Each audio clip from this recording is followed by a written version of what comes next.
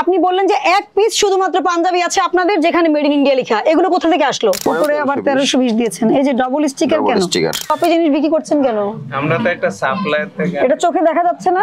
নামটা দেখা যাচ্ছে কি? মেড ইন কোথায়? মিরপুর। মিরপুর 11। মিরপুর 11 কি মেড ইন ইন্ডিয়া লেখা না লেখা? আপনি বলেন ম্যানেজার সাহেব বলেন। হ্যাঁ, এই ব্র্যান্ডের প্রোডাক্টের দাম কত জানেন? না না, এটা তো আমরা একটা সাপ্লায়ার থেকে আনি। এটা কি আসল না কপি? কপি। কেন কপি? আপনি এই কপি জিনিস বিক্রি করছেন কেন? আমরা তো একটা সাপ্লায়ার থেকে। এটা চোখে দেখা যাচ্ছে না? নামটা দেখা যাচ্ছে? এটা কি লুকিয়ে রেখেছে যে আপনি না বুঝে আনছেন? আপনি তো বুঝেই আনছেন। এটা যারা আপনাদেরকে নকল প্রোডাক্ট বিক্রি করার কথা, কপি বিক্রি করার কথা না নিষেধ করা হয়েছে না? আপনি কোম্পানির ব্র্যান্ড ভ্যালু নষ্ট হয়, এগুলো কেন করেন?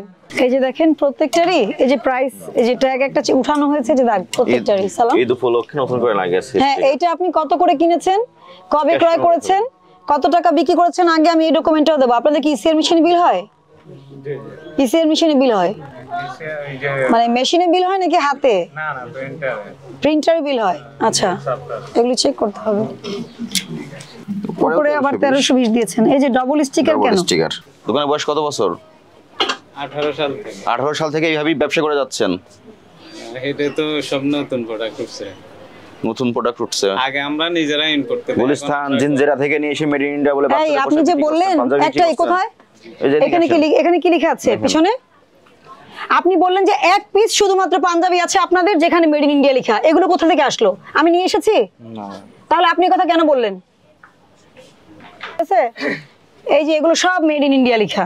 কি মেড ইন ইন্ডিয়া লেখা না লেখা? আপনি বলেন ম্যানেজার সাহেব বলেন। হ্যাঁ, এগুলো কি ইন্ডিয়ার? ইন্ডিয়ার এগুলো তো ওই যে সাপ্লায়ার ইন্ডিয়ার কি না? হ্যাঁ বা না? না, তাহলে লিখেছেন কেন? বিক্রি করছেন কেন? এখানে যতগুলো আছে এই যে কাস্টমারদের চোখে ধুলা দিয়ে এই কাজগুলো করে। এই সবাই সুলতান হতে চায় আর সবাই মেড ইন ইন্ডিয়া পড়তে চায়। আপনাকে বলছে আমাদের দেশের কাপড় পৃথিবীতে কত দেশে যায় বলেন? কত সুনাম আমাদের দেশের কাপড়ের।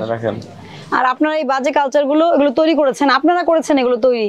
স্যার এটা 690 টাকা বেশি লিখেছে আর কি, 1440, কিন্তু এটা তৈরি হচ্ছে মিরপুর 11 নম্বর পল্লবী, অথচ লিখে দিয়েছেন মেড ইন ইন্ডিয়া। আপনারা কি করবেন? এক্সাম্পল তৈরি করবেন, ভালো বিজনেস শিখাবেন। এবং স্যার এই বাঁধন ফ্যাশন এবং ইনারা দুইজনেই যোগসাহসে এই কাজগুলো করে আসছে দীর্ঘদিন ধরে।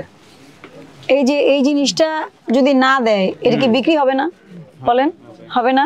মানুষ যখন ভোক্তারা আসে অনেকে এই যে কাপড় এরকম দেখে, আপনার স্টিকার ট্যাগ থাকুক, সাইজ ট্যাগ থাকলেই হয়, শুধু সাইজটা কত ওগুলো তো কখনো করে কেন করেন না? কেন করেন না? এই যে এটা মেড ইন ইন্ডিয়া লেখা আছে এখানে, আপনি কি এটা পড়তে পারেন না? শিক্ষিত মানুষ তো।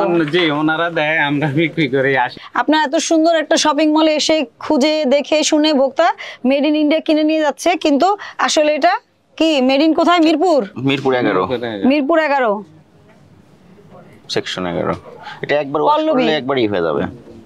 উনি কি আপনাকে খুব প্রেসার দিয়েছে, বাধ্য করেছে যে এটা বিক্রয় করতে হবে, এইভাবে নিতে হবে, নিতেই হবে? জোরাজুরি আছে? না, তাহলে আপনারও তো সদিচ্ছা আছে এই অপরাধে। স্যার যেটা বললো সেটাই আপনাকে অবশ্যই মনে রাখতে হবে। ভোক্তা অধিকারের সুরক্ষার জন্য যা যা করণীয় আপনাকে আমরা পরামর্শ দিয়ে গেলাম, এবং যে ভুলগুলো পেলাম আমরা সর্বোচ্চ শাস্তি আপনাকে দিলাম না, এজন্য যে আপনি যাতে কিছুটা ইন্সপিরেশন পান, মোটিভেশন পান। আপনাকে ভোক্তা অধিকার সংরক্ষণ আইনের 45 ধারা অনুযায়ী 30,000 টাকা জরিমানা করা হলো।